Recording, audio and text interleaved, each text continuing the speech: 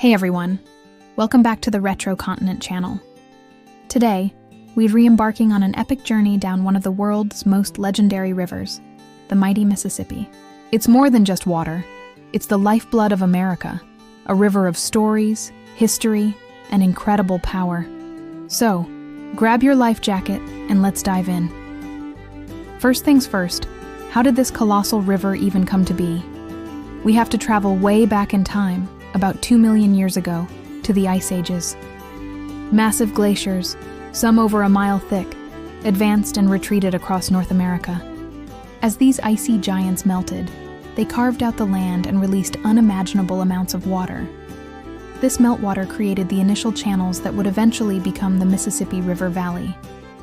The river we see today was primarily shaped by the Laurentide ice sheet, which covered most of Canada and the northern United States. Its final retreat around 10,000 years ago left behind a vast drainage system, with waters flowing south towards the Gulf of Mexico, creating the Grand Mississippi. It's literally a river carved by ice. Long before European ships ever sailed its waters, the Mississippi was a bustling center of civilization for indigenous peoples. For thousands of years, various cultures thrived along its banks. The river was their highway, their supermarket, and their spiritual center. Early groups like the Poverty Point culture, followed by the Hopewell and later the Mississippian cultures, built incredible societies here. They constructed massive earthwork mounds, some of which you can still visit today, like the incredible city of Cahokia near modern-day St. Louis. At its peak around the year 1100, Cahokia was larger than London at the time. These people were sophisticated traders, farmers, and astronomers, and the river connected their vast networks. For tribes like the Dakota, Ojibwe, Choctaw, and Chickasaw, the river was deeply woven into their creation stories and daily lives.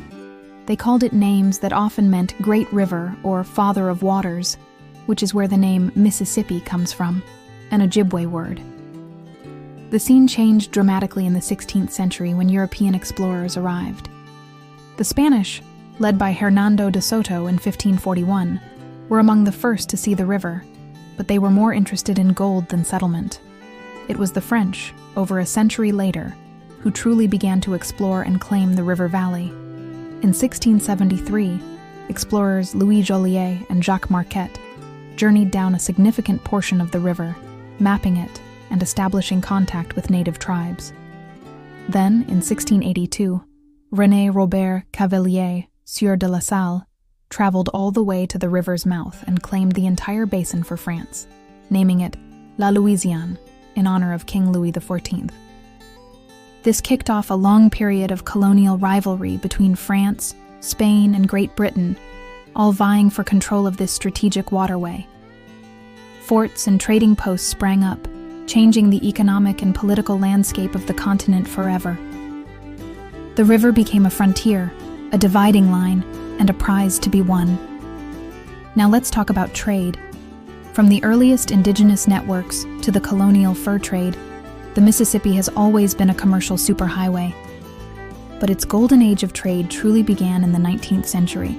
After the Louisiana Purchase in 1803, the entire river fell under American control, opening up a massive corridor for expansion and commerce. Farmers in the Midwest could now ship their grain, corn, and livestock down the river to the port of New Orleans, and from there to the rest of the world. This was a game changer. Before the river, getting goods over the Appalachian Mountains was incredibly difficult and expensive. The Mississippi provided a natural southbound route to global markets. Cotton from the south, lead from the north, and food from the heartland all floated down its currents. Cities like St. Louis, Memphis, and New Orleans exploded in size and wealth, all thanks to their prime real estate on the river. The river didn't just carry goods, it carried ideas, people, and the very economic pulse of a young, growing nation. If you're enjoying this trip down the Mississippi, do me a huge favor and hit that like button and subscribe to the channel. We have so much more history and adventure to explore together, and it really helps us keep making these videos for you. Thank you so much. Okay, let's get to one of the most iconic images of the Mississippi, the paddle wheel steamboat. Before the 1800s, river travel was slow. You could float downstream on a flatboat or keelboat, but getting back upstream was a grueling task, often involving pulling the boat with ropes from the shore. The invention of the steamboat changed everything. In 1811, the New Orleans became the first steamboat to travel the Ohio and Mississippi rivers, proving the technology's potential. Suddenly, travel became faster and, more importantly, two-way. These boats, with their tall smokestacks billowing black smoke and their massive paddle wheels churning the water, were technological marvels. They could carry huge amounts of cargo and passengers upstream against the powerful current. The riverbanks came alive with the sound of steam whistles and the sight of these floating palaces. They became symbols of American progress, glamour, and power. Life on the river became legendary, immortalized in the stories of Mark Twain, who himself was a steamboat pilot. These boats weren't just for cargo. They were luxurious vessels with grand ballrooms and private cabins, hosting gamblers, businessmen, and adventurers. The steamboat era also brought about intense competition. Captains would race each other between cities like New Orleans and St. Louis, pushing their engines to the limit. These races were spectacular events, drawing huge crowds along the riverbanks.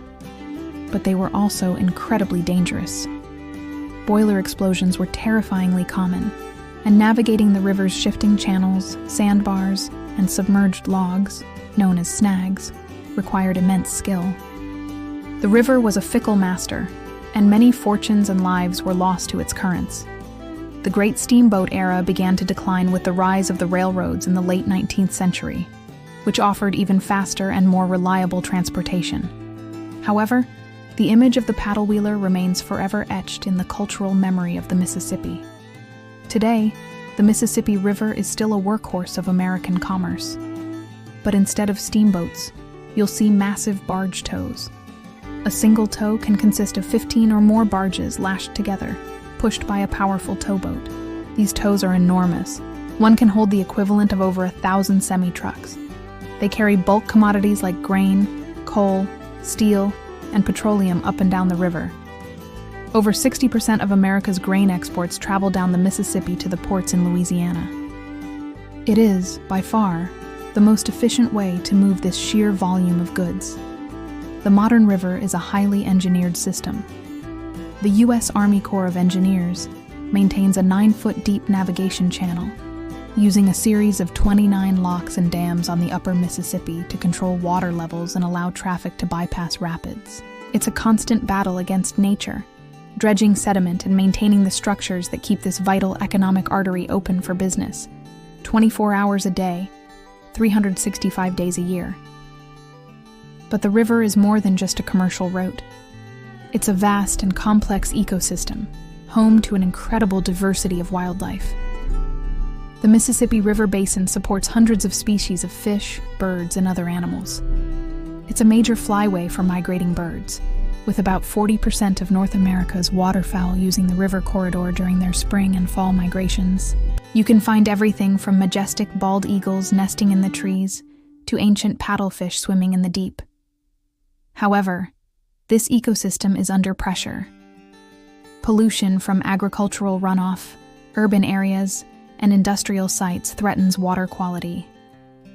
The levees and dams that control flooding and aid navigation have also altered the river's natural cycles, impacting habitats for fish and wildlife.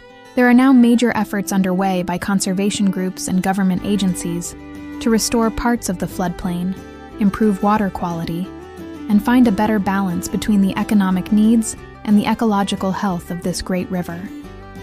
The cultural impact of the Mississippi River is immeasurable. It has inspired countless artists, writers, and musicians. You can't talk about American music without talking about the Mississippi. The blues was born in the Mississippi Delta, a direct expression of the joys and hardships of life in the region. From the blues came jazz in the vibrant cultural melting pot of New Orleans, and later, rock and roll.